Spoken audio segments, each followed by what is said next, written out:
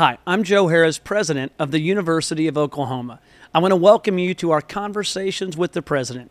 This platform gives me the chance to talk to some of the great people who make OU so special. Make sure you're subscribed to Conversations with the President, and you'll be the first to know when new episodes are released. Let's get started. All right, first things first, we're on the downhill slide. We just came back from spring break. We are heading towards graduation already, just a few weeks left. I hope our students, faculty, and staff are all ready for this and energized. Summer is sadly just around the corner. So many remarkable things going on, but we know this time of year is severe weather time. In addition to the precautions you should take, you have to also watch the last episode of this podcast. Dr. Amy McGovern was the guest, intersection of artificial intelligence and severe weather. It's a great broadcast that if you haven't seen it yet, I'll be shocked. But if you're among the very few that have not, then please make sure you tune into that. You can find it on all podcast platforms, as well as for my mom, the YouTube channel, so you can see the video as well. So join Mom and watch that. Today is a very special guest, someone who is here for a Presidential Speaker Series event tonight. We have over 700 people that have RSVP'd to it. I want to welcome our very special guest today, Speaker Paul Ryan, former Speaker of the House and current everything. Yeah. Speaker Ryan, thank you so much for joining us. We are proud to have you here, but also proud to have you and your connection to Oklahoma. Could you tell everyone about your connection to Oklahoma? Boomer Sooner, good to see you. Thanks for having me, President Harroz. Yeah, so my first time ever to Oklahoma was in 1999. It's because I came here at the invitation of my girlfriend, Jana Little, who's from Madill, Oklahoma. And we've been coming to football games ever since then. We obviously got married in the year 2000. So I married a woman from Madill, Oklahoma. Her parents went to law school here, Dan and Prudence Little. Her sister went to law school here. My wife went here for a summer school in law school.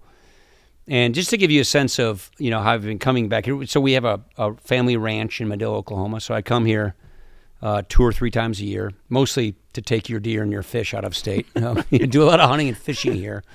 But just to give you a sense of the decision-making power in my family and where that rests, I'm a big bird hunter. I've been hunting birds. I've been hunting ducks here for years, pheasant in Wisconsin. We bought 2 bird dogs, a number of years ago. And naturally, and they're 2 kind of twins from the same litter. I wanted to name them Bucky and Badger. I'm from Wisconsin. Mm-hmm.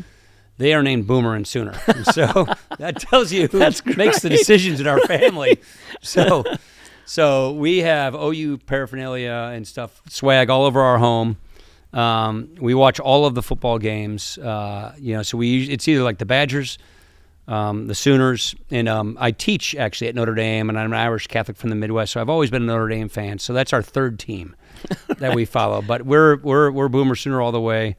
My wife's family has been very involved in this place for a long time. No, they're icons. I mean, your parents-in-law couldn't be more remarkable. As a former law school dean, they're remarkable. I will tell the listeners that prior to ever meeting you, and we've discussed this, I really didn't like you. Because your wife is a friend of ours that when I worked on Capitol Hill, she spent time with our group, and everyone thought she was so remarkable that really all of us felt like we were deserving of the ones to have her attention. None of us were. And then once she started dating you, we heard about you. We chose not to like you. And then as time went by, there was no way but to admit that you were A, better than us, and B, a really good person. So I married a Southerner, so I'm from Wisconsin. Indiana is Southern to me. Yeah. So it was definitely very different. I love coming here. Oklahoma's our home away from home. It's like basically my second favorite state. I got to say Wisconsin's my favorite, but we plan on spending a lot of time when we're retired here at the ranch. Well, I just want to say it is an honor to know you, and I've watched you over the years coming to OU games for years and years. 25 years I've been coming to games here. And even when you were speaker, you wouldn't sit in the box. You would go down to watch I the like the game bowl. like a real fan. I'm a big Packer fan. Yeah. You sit in the bowl. Right. In December in Lambeau, it's a little bit different than December in Norman. I'm just saying, we wear ice fishing equipment and our ice fishing gear. And I noticed Okies don't have ice fishing gear. No, we're a little low on ice fishing I can gear. drive my F-150 out on the lake to drop my gear off because the ice is about 2 or 3 feet thick. That's amazing. That just shows you what That's it's like amazing. where I That's come real from cold. versus, Right. versus, the kind of winter you have here. That's So, awesome. I love it. Well, tell us about the path to the speakership. I mean, youngest speaker in 150 years. Tell us about that path. I mean, Tom Cole could probably give you a good version of the story, but I didn't want to be speaker. My goal in Congress, after we lost the 2012 race, when I ran with Mitt for vice president, I went back to being the budget chair, wrote all our budgets in those days. My goal was really to become the chair of the Ways and Means Committee, which oversees the issues I'm very passionate about: the poverty issues, entitlement reform, tax reform, trade, welfare reform. And so I achieved that. In early 2015, I became the chair of the Ways and Means Committee, reached the goal that I had set for myself in Congress to then work on those issues that fall within that committee's jurisdiction. And this may sound a little familiar, but a Freedom Caucus member filed a motion to vacate against John Boehner. That sounds a little familiar because it's happening right now. Right, in real and time. It happened just recently with Kevin McCarthy. And so John Boehner, under that circumstance, this is right in the beginning, of the new term, he decided to leave. And the next person in line, this will sound familiar as well, was Kevin McCarthy. I was nominating Kevin. I was supporting him to do the job, and it turned out he didn't have the votes for it, and I became the consensus candidate. And so I sort of got drafted into the job. The good thing about my particular situation was I was able to set the terms for taking the job. I'll do this if two things happen. One, we have an agenda that we compile that's based on our principles that we run on and take to the country, so that if we win, we earn the right to put it in place. I wanted to be a substance-driven speakership, a policy-driven Congress. Not fighting politics, but fighting for policy. Two, a young family, and I wanted to be home on weekends. The speaker's expected to raise all the money for the party, and it's a big on-the-road job, and I wanted to be able to be home on weekends. I learned that was very, very difficult to continue to do that. I managed it mostly, but I was basically on the road in Wisconsin on Saturdays and on the road every other weekday, and I was basically home on Sundays. Yeah. So that's what really included, at the end of the day, why I just did 2 terms of it, and I didn't want to do any more. Because I had kids in high school, I was seeing Sundays. And if you got high school kids, you want to get to know your kids and them to get to know you before they're off into college and on with life. And so I'm a Catholic. We do guilt really well. And so I was just feeling very guilty about not being around. And we had a tremendously successful session, that last session: tax reform, criminal justice reform, opioids, the cancer, moonshot, all of those things got done. So I felt like that was a good note to retire on. And so I retired in the beginning of 2019. Yeah, I mean, it's pretty stunning, right? To be the vice presidential running mate for Mitt Romney at the age of 42. Yeah, that's right. And then you're speaker at 44, 45. 45, yeah. Yeah, and then to decide that's enough. Yeah, I mean, a couple things. I've always believed you shouldn't be a career politician. I just didn't like the idea of having it for my entire life. My counterparts were so we were just talking about Mitch Daniels on the way over here. My counterpart was Mitch McConnell, Chuck Schumer, Nancy Pelosi, people well into their 70s who basically are putting 40 years in Congress. I was already the Speaker of the House, and I thought to myself, I do not want to do that. I do not want to just hang on to this thing forever. I've got a young family. There's other things to do in life. And I didn't want to be a lifer, and I just don't think the founders intended us to do that. So I thought it was a good time to leave and go have a second career, and that's what I'm doing now. That's an easy thing to say. I just worked on Capitol Hill and went to law school there for about a total of 6 years. And even I know from that time that that's a really difficult thing to do. It's not a typical move. It is that's not. For sure, yeah. It is not, because, I mean, there is so much attraction to that much power. And I think it's an extraordinary thing to do. Yeah. Frankly, I think I had too much power as Speaker of the House. It's so concentrated and so consolidated. I did a lot of things to try and decentralize that. I think it's up to each speaker. But I just came to the conclusion that it's funny. I had a few conversations with men in their 70s who are in high octane jobs, and it was right around the time we were on spring break. You just talked about finishing spring break, and these friends of mine said the biggest mistake I had in my life, the biggest regret I have, is I didn't spend enough time with my kids when they were growing up, and that was pinging around in my head. We went on spring break. It was my 4th year as speaker, I think. Yeah, and my wife said at the end of this spring break, which, by the way, was kind of a work trip. I had to go to the Czech Republic to address their assembly and negotiate some things with the Czech government. So I tied my family vacation to a work trip. I bet they were thrilled with that. Yeah, it's a cool Prague's a cool town. So Right. but I saw them, half the time. Right.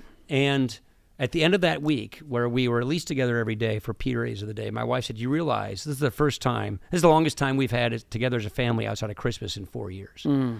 And that just kind of hit me. And that's basically, I did a lot of soul searching, praying and thinking, and figured, you know what? I think this is about right time. My plan was to do 6 years at Ways and Means, which is the term limit for Ways and Means, then leave anyway. Yeah. So I was basically on the same, effectively the same track and schedule. I just did it as speaker. So I just wanted to get involved in my kids' lives deeply before they left. My dad died when I was a sophomore in high school. So I just wanted to, I was sensitive to those sort of points. hits home. Yeah, and I didn't want my kids to see me more on TV than they saw me in person. So it just made a lot of sense to me, and I'm very, very glad I made the decision. Best decision I made so far. It sounds so easy. I mean, it does, right? Like, people always, like, what you've just said is easy to say and hard to do. And I know that both your kids and you will be proud of that for a lifetime. So you left, speaking of a lifetime, you left Congress now 5 years ago. Yeah. And it's changed in some pretty dramatic ways. Yeah, pretty quickly, too, I'd say. Yeah. I mean, it's very been... much so. Can you kind of sort of tell us, what are the biggest changes that you've witnessed since leaving the position of Speaker in Congress? It's degraded. It's deinstitutionalized in a lot of ways. I hate saying this. I spent 25 years in that building, 5 as a staffer, 20 as a member. I have such a deep, affection for the institution. I think the quickest way to describe it is 10 years ago, the people that came to Congress were Tom Cole types, Stephanie Bice types, people who, just to put it in your local, perspective, policy people who went to go do policy things, who wanted to, affect change. They wanted to pass legislation. They wanted to make a difference. They wanted to represent their constituents, sort of what the founders kind of intended. Mm-hmm. But what happened in this new digital age we're in, roughly 10, 12 years ago, is we have a new wing of both political parties that have sort of ascended. I call them the entertainment wings of the party. And people have come to Congress realizing they can get famous really fast. If they're very provocative, if they're entertaining, if they can be good on social media, on cable news, they can build themselves a household name. And in the old days, if you wanted to succeed in politics, you had to be good at legislating. You had to be good at, being an executive if you were an executive job. It was a meritocracy you scaled, and the unit of measurement was policy and persuasion. Do I have good ideas, and can I convince people my ideas are good ideas? That's not how the entertainment complex works. That's not how the entertainment wing works. The units of measurements are entertainment and provocation. Can I provoke? Can I bill myself as better than everybody else? And typically that's within your own party. And so fast forward to the day we're in now, which is algorithms giving us our, a steady diet 24/7 of our own biases and our own chosen medium or channels that we watch or see on social media. And there is an incentive to play to that. And that has brought a new crop of person to Congress that is there not to, play the team sport of legislating and compromising, negotiating, and advancing principles and policies. It's brought a new crop of people who are there to build a brand for themselves, to be famous, to entertain. And that means they have to one-up the last person who did the same thing. So that's why voting against rules, I know that's an inside baseball thing, is like an ordinary thing to do, was unheard of when I was there, just 5 years ago.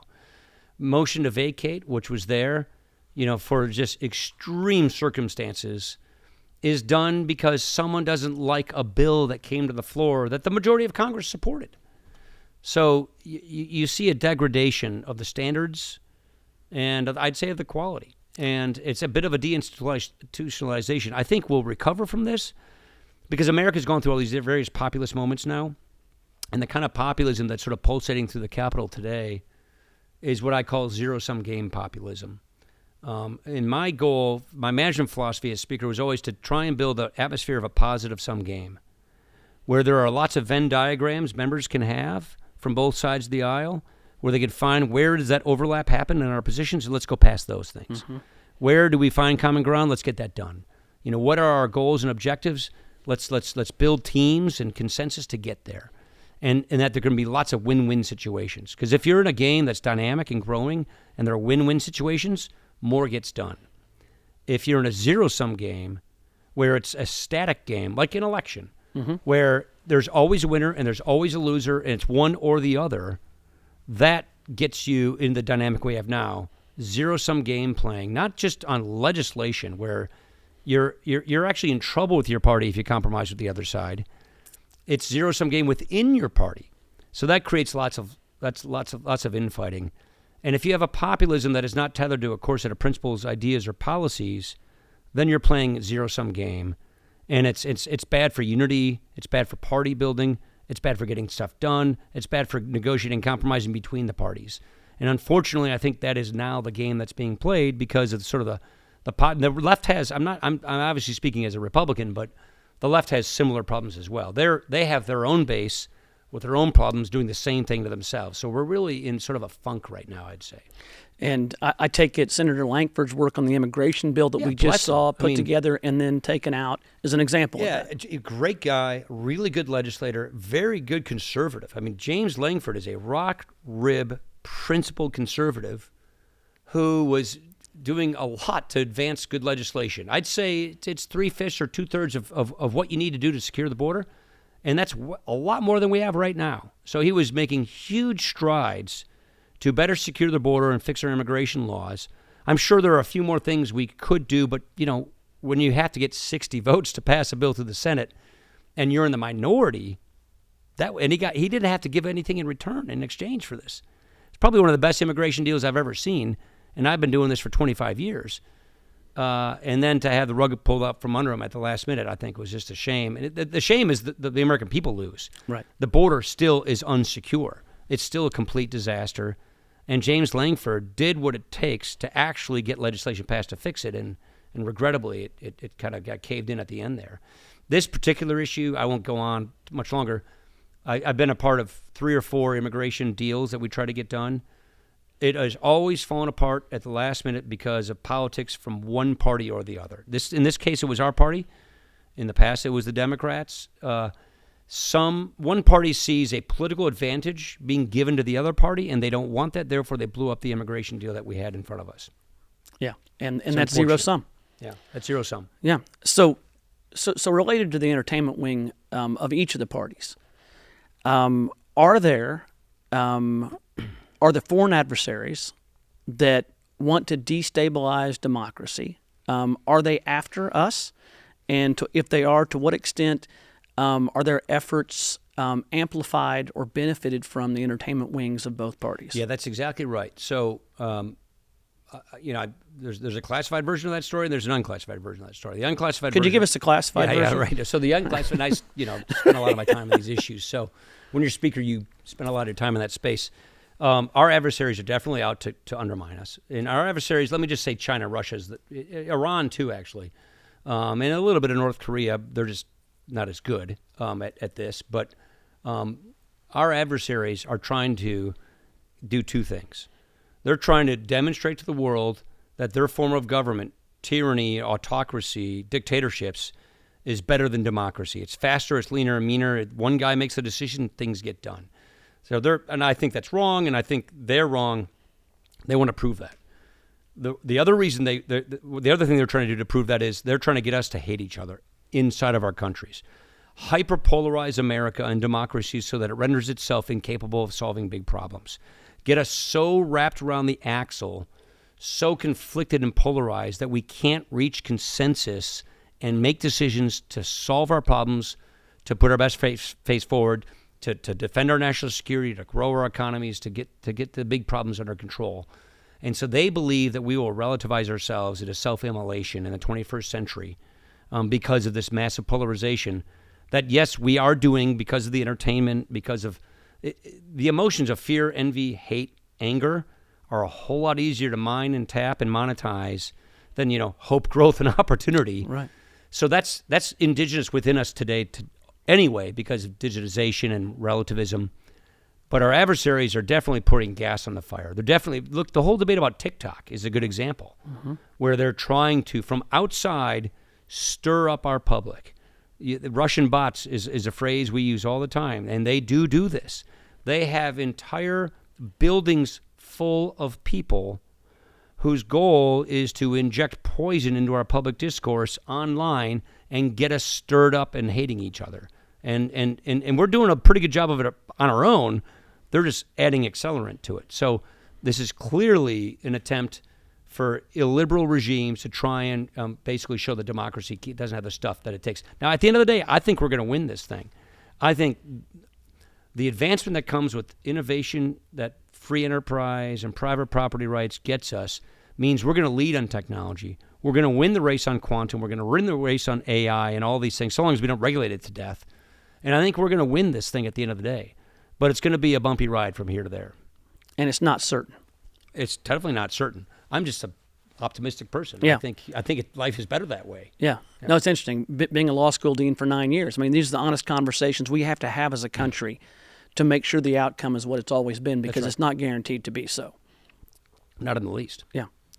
The party's changed a lot, the Republican Party, since you left in 2019. Do you think, and I know that you've spent a lot of time prognosticating about the 2024 election, I'd rather ask a different question because I know our time is limited, and that is, do you see the kind of matchup we see in 2024 being something we'll see in 2028? I don't. Again, this could be my wishful thinking, but so I think this could be a pretty ugly year politically. I think just about every American says that.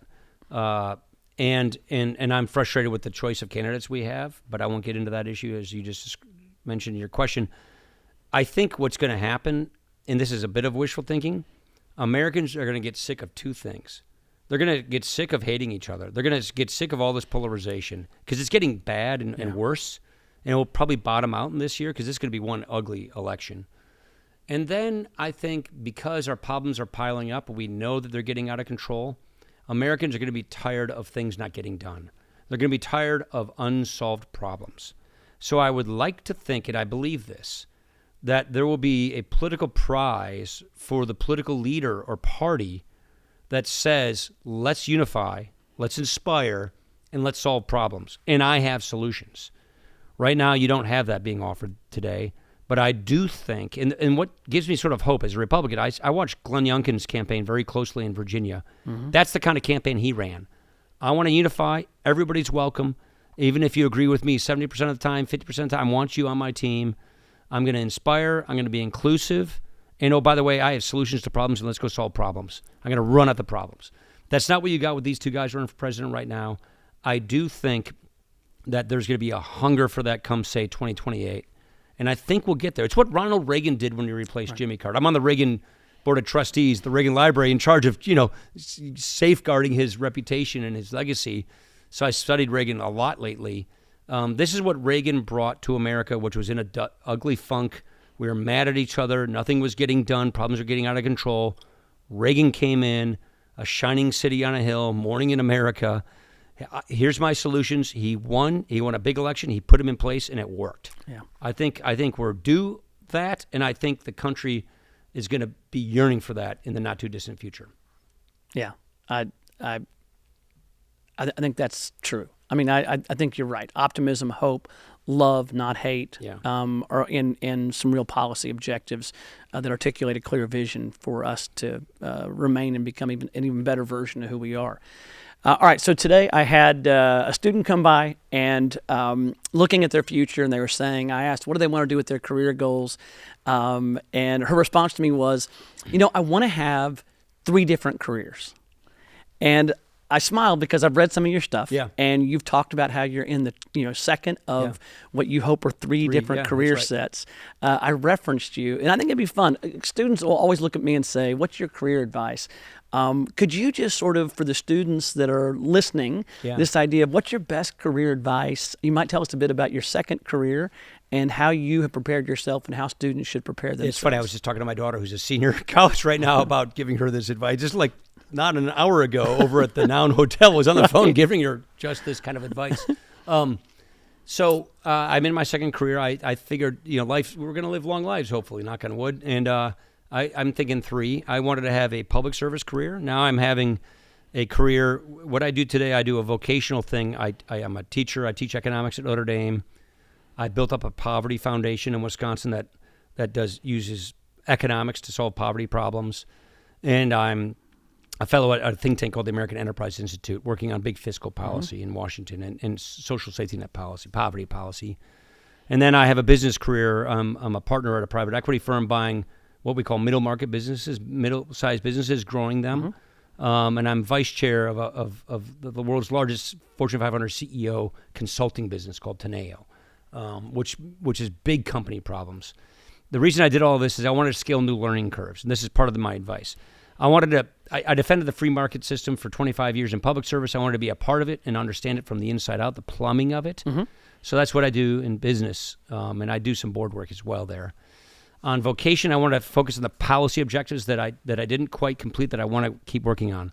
Entitlement reform, getting the debt under control, and getting at root causes of poverty. So I spend a lot of my vocational time on that.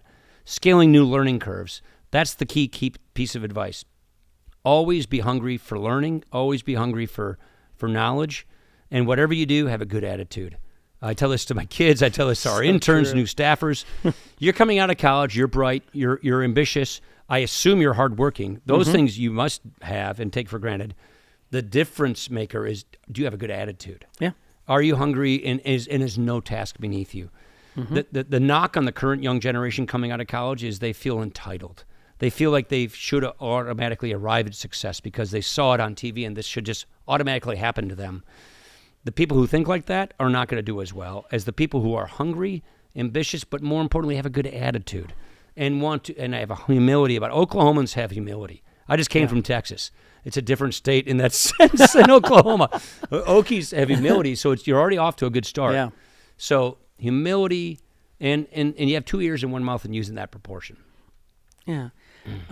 We've got to wrap up here in just a minute, but the question that I always love to ask people in your position, I guess there are, 2 last questions here. One is, what do you expect your third of 3 chapters to be career-wise? And then second of all, what advice would you most like our country to take? The third career is either become the ambassador to Ireland in my 70s. I'm an Irish Catholic guy, always, or some kind of public service thing. I just wanted to just another round of public service. I'm not saying I'm going to run for anything, but just another round of public service after doing business and philanthropy. The best advice: put the phone down, get out of the social media medium, and do what you can to grow civil society, which is the space between ourselves and our government, where we live our lives, where we actually relate to one another, and do whatever you can to try and bring civility back to our public space, your interactions, and get to know and be friends with people who are not like you. That's really important. Yeah, I love it. I always tell the students in the American federal government class that, we have no entitlement to democracy. And that, we're the longest continuing democracy. It does not enforce itself, and it's up to us. And you're someone who I've watched at first with skepticism and a mix of jealousy. But it's I really appreciate you taking up the mantle of being there for our democracy. It matters, and I hope that and I know even in your second chapter, you can't keep yourself out of public policy because you know how important it is to driving societies, and that means individuals into more prosperous lives. So beyond grateful for that. And thank you all for listening. Speaker Paul Ryan, there's a lot of folks that are defined by their highest public title. This is not an individual who's defined by that. It's a title out of respect but it's not someone who is a former. And beyond grateful to have you in the leadership positions you've had and will have for our country. So thank you for that, and thank you all for tuning in. Thank you for joining us for this podcast of Conversations with the President, and hope you'll join us next time. Thank you. Boomer Sooner. Boomer Sooner.